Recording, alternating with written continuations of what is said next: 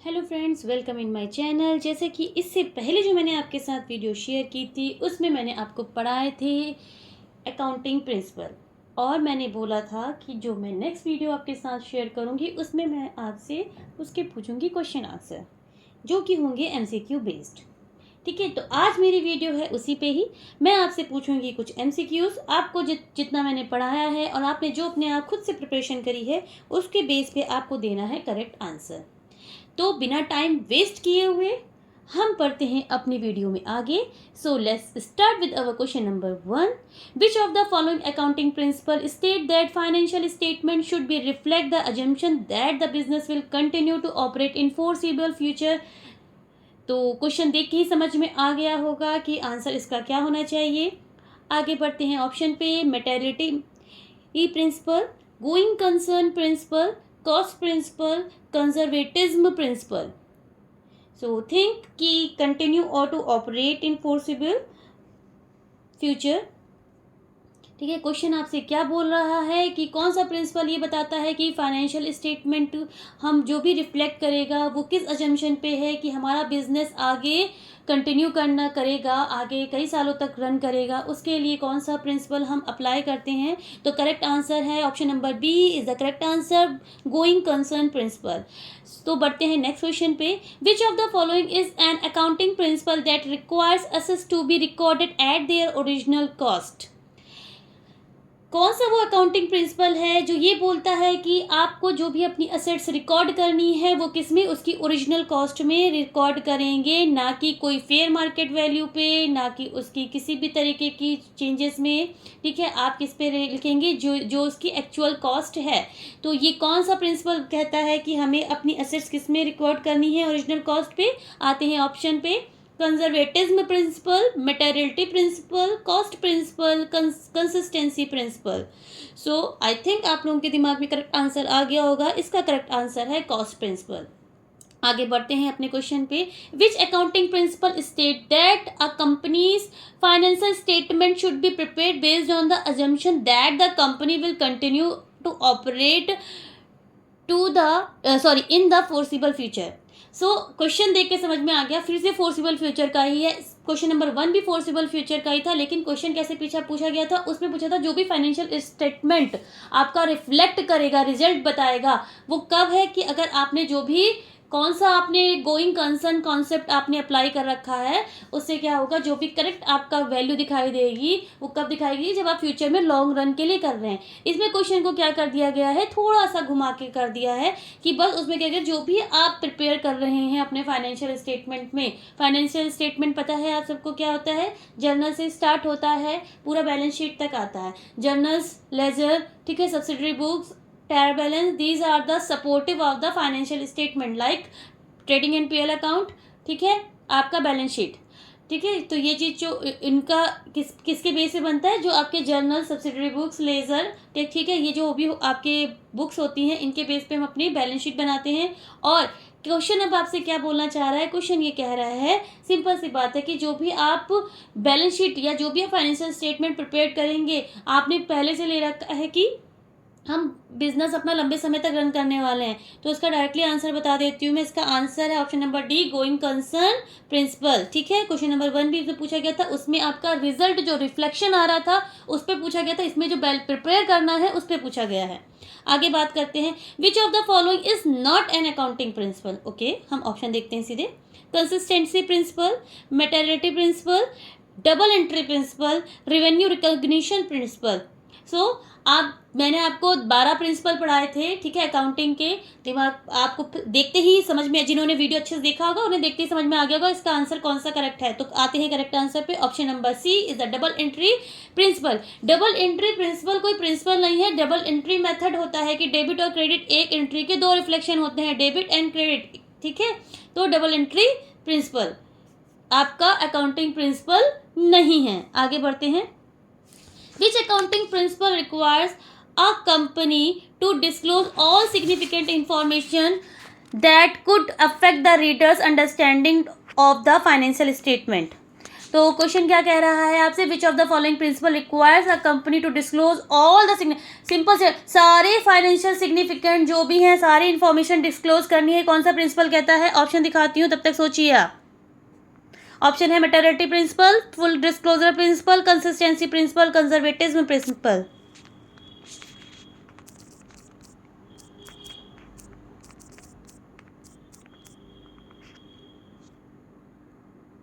दिमाग पे जोर डालिए।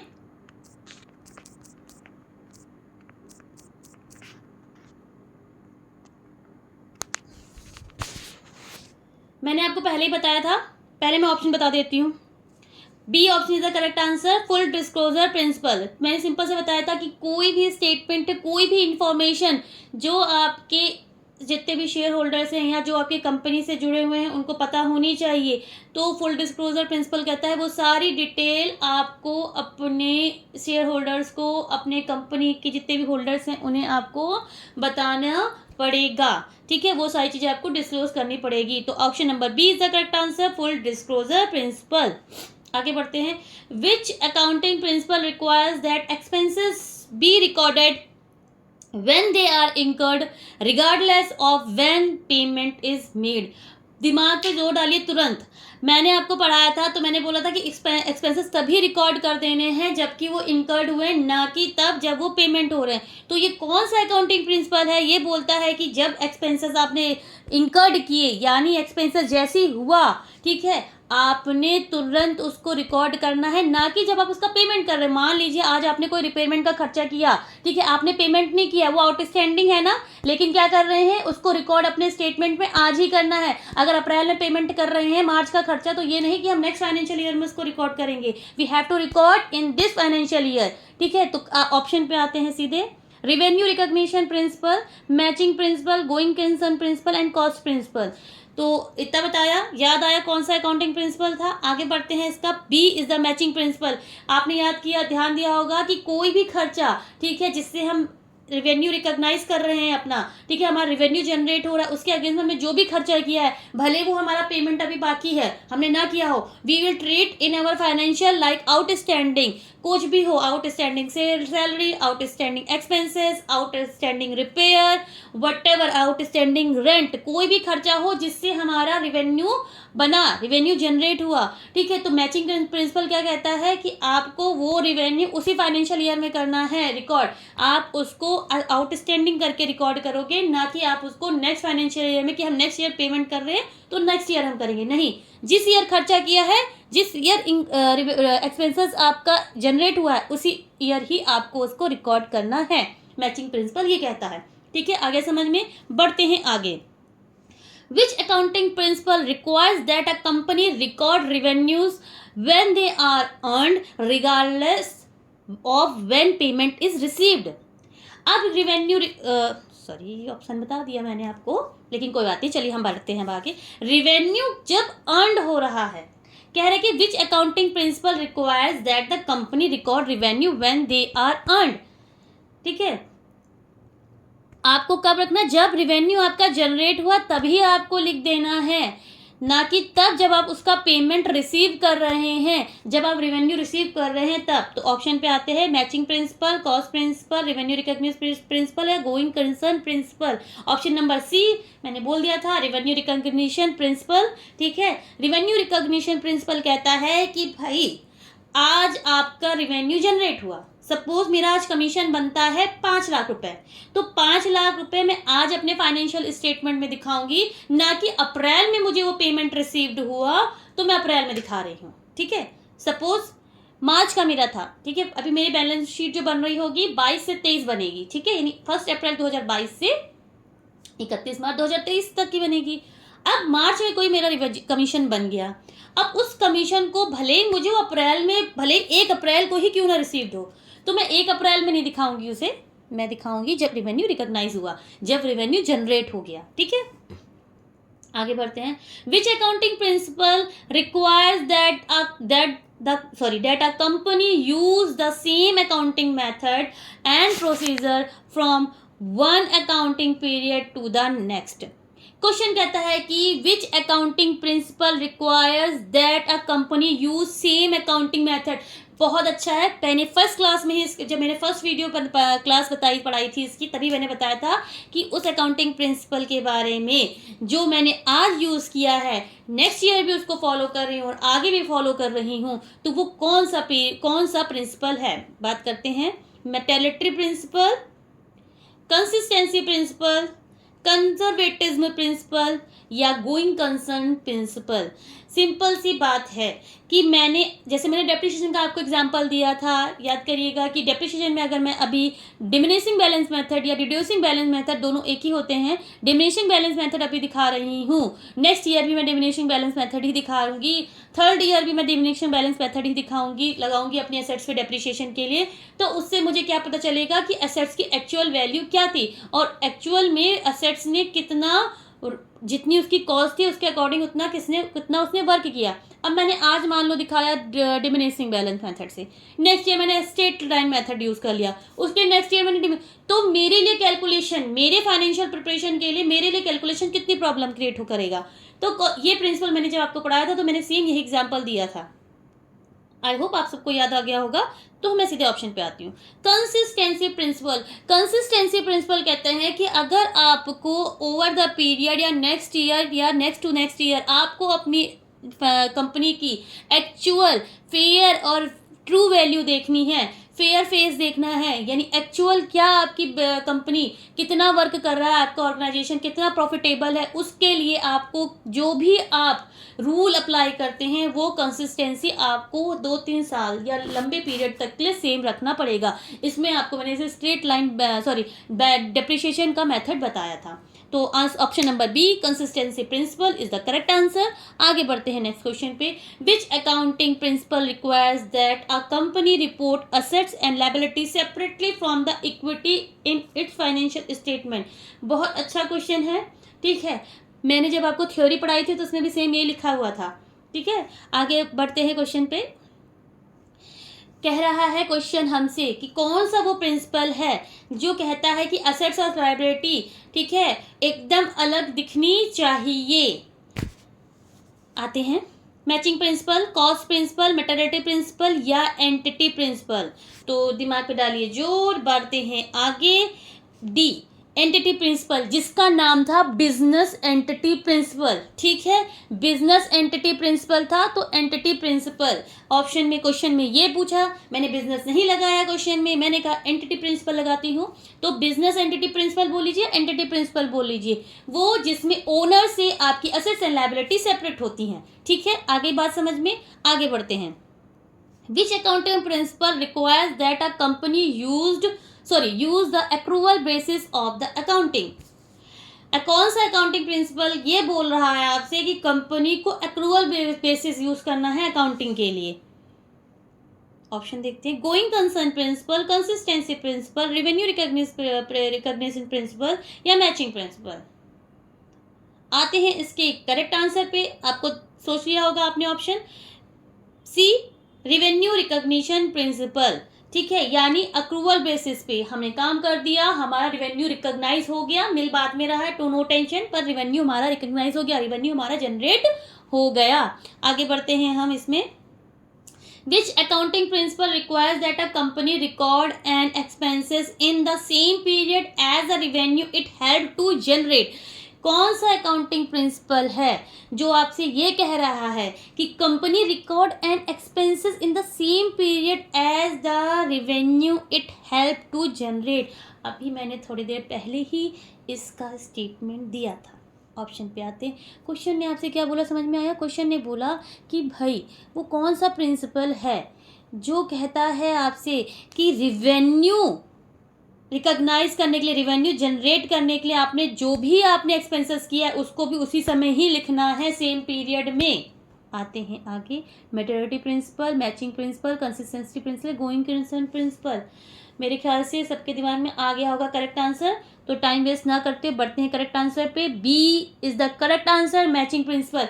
अभी थोड़ी देर पहले मैंने बताया था कि मैचिंग प्रिंसिपल कहता है कि भाई रेवेन्यू को जनरेट करने में आपने जो भी खर्चा किया उस एक्सपेंसेस को इसी ईयर लिखिए, ठीक है। आप उसको नेक्स्ट ईयर आप पेमेंट कर रहे हैं या आपको रेवेन्यू नेक्स्ट ईयर रिकॉग्नाइज कर रहे हैं, हमसे मतलब नहीं। मैचिंग प्रिंसिपल कहता है कि आपने ये सेल बनाई, आपने सेल गुड्स किया, गुड्स को आपने सोल्ड कर दिया, उससे इतना पैसा आपको जनरेट हो गया, इतनी रेवेन्यू जनरेट हुई, तो उस रेवेन्यू जनरेट करने के लिए आपने खर्चा भी तो किया होगा, परचेज किया होगा, लेबर कॉस्ट लगी होगी, फ्रेट लगा होगा, एक्सपेंसेस लगे होंगे, ठीक है, गुड्स को रॉ मटेरियल आपको फैक्ट्री तक लाने के लिए जो खर्चा लगा होगा, जो भी expenses you have incurred in your revenue generation, आपको वो सारे लिखने हैं। ये बोलता है मैचिंग प्रिंसिपल। आपकी बात समझ में? बढ़ते हैं आगे। Which accounting principle requires that a company record the full amount of liability even if only a portion of it has been paid? वो कौन सा प्रिंसिपल है जो कहता है कि आपको लायबिलिटी का पूरा अमाउंट लिखना है, भले ही आपने छोटा सा पोर्शन ही पे किया हो? चलिए बढ़ते हैं। Matching principle, cost principle, full disclosure principle या कंजर्वेटिज्म प्रिंसिपल? तो option number A matching principle. देख रहे हैं आप, ये वो क्वेश्चंस हैं जो मैंने प्रीवियस ईयर जो पूछे जाते हैं, जिस कॉन्सेप्ट पे, जिस प्रिंसिपल पे बेस्ड ज़्यादा क्वेश्चन पूछे जाते हैं, वो क्वेश्चन मैंने उठा करके आपसे पूछे हैं, यानी रिपीटेडली इन पे आता है। देख रहे हैं आप, going concern, full disclosure, matching principle, cost principle, ठीक है, कंसिस्टेंसी प्रिंसिपल, इस पे क्वेश्चन आपके ज़्यादा आ रहे हैं। कंसिस्टेंसी हो गया, बिजनेस एंटिटी प्रिंसिपल, इस पे अभी तक एक एक क्वेश्चन आया है, लेकिन मैचिंग प्रिंसिपल, कॉस्ट प्रिंसिपल हो गया, ठीक है, आपका गोइंग कंसर्न और एक मैचिंग प्रिंसिपल पे बहुत ज़्यादा एक्सपेंसेस, बहुत ज़्यादा क्वेश्चन बनते हैं, ठीक है। तो ध्यान दीजिएगा वीडियो पे और क्वेश्चंस को भी ध्यान से सुनिएगा। अब option number A matching principle is the correct answer. आगे बढ़ते हैं। Which accounting principle requires that a company reports its financial statement at a specific point in the time? कौन सा अकाउंटिंग प्रिंसिपल बोलता है कि कंपनी की जो रिपोर्ट है फाइनेंशियल स्टेटमेंट की एक स्पेसिफिक पॉइंट इन टाइम में बन जानी चाहिए? याद आ क्या होगा आपको? Matching principle, going concern, materiality principle, accrual basis principle, ठीक है। ऑप्शन दिखा दूं? Option number B going concern principle, ठीक है। गोइंग कंसर्न प्रिंसिपल भी बता चुकी हूं मैं आपको। आगे बढ़ते हैं। Which accounting principle requires that a company record its revenue and expenses in the period in which they are earned or incurred, regardless when the cash is received or paid? मुझे आपको कुछ भी इसमें डिटेल नहीं बताना है, question पढ़ते ही समझ गए होंगे। Matching principle, maternity principle, revenue recognition principle, accrual basis principle. Option number D accrual basis principle. Accrual basis principle आपसे बोलता है कि भाई आपने रेवेन्यू अभी जनरेट किया हो, आपने एक्सपेंसेस अभी खर्चा किया हो, पेमेंट भले बाद में कर रहे हो, भले रिसीव बाद में करो। एक्रूवल क्या कहता है कि काम अभी कर दिया, पैसा बाद में मिलेगा, ठीक है। रेवेन्यू अभी जनरेट हो गया, रेवेन्यू जनरेशन के लिए काम अभी कर दिया, पैसा बाद में आएगा। काम अभी करवा लिया, पैसा बाद में पे करेंगे। तो एक्रूवल बेसिस ये कहता है, ठीक है। आगे बढ़ते हैं। तो ये थे कुछ अच्छे क्वेश्चंस जो मैंने आपके साथ किए डिस्कस। अगर आपको तो स्टिल कोई डाउट रहता है तो कमेंट सेक्शन में आप मेरे से पूछ सकते हैं अपने डाउट्स। मैं आपको हेल्प करूंगी और कोशिश करूंगी कि सारे डाउट्स आपके क्लियर कर दूं। प्लीज़ वीडियो को मिस मत करिएगा। और अब इसी तरीके से मैं अकाउंट्स के और भी टॉपिक कवर करूंगी। जो बच्चे, ठीक है, जो भी एस्पिरेंट किसी भी गवर्नमेंट अकाउंट के एग्ज़ाम की तैयारी कर रहे हैं, ठीक है, और अकाउंट्स उनका टॉपिक है उसमें, तो ये अकाउंटिंग उन सब एस्पिरेंट के लिए काम आएगी, क्योंकि अकाउंटिंग सब में सेम है, क्वेश्चन सब में सेम बनते हैं, कॉन्सेप्ट सबका सेम है। तो जो लोग चाहे यूपीपीसीएल असिस्टेंट अकाउंटेंट की तैयारी कर रहे हैं या किसी की भी तैयारी कर रहे हैं, उसमें अकाउंट एक टॉपिक है, तो अकाउंट्स के क्वेश्चंस, अकाउंट्स के यही टॉपिक बनते हैं, इन्हीं से पेपर आता है। अभी नेक्स्ट मैं इनके और क्वेश्चंस डिस्कस करूंगी। अभी मैं आपको बताऊंगी अकाउंट्स में कौन कौन से टॉपिक मैं कवर करूंगी, ठीक है। तो आई होप आपको मेरा वीडियो अच्छा लग रहा होगा। अगर वीडियो अच्छा लग रहा है तो प्लीज़ लाइक करें, शेयर करें एंड सब्सक्राइब करें, एंड जितने लोगों को हो सके उतने लोगों को लिंक शेयर करें मेरा, ठीक है। और कोई भी डाउट होता है तो आप मुझसे कभी भी पूछ सकते हैं, ठीक है। Okay, bye bye.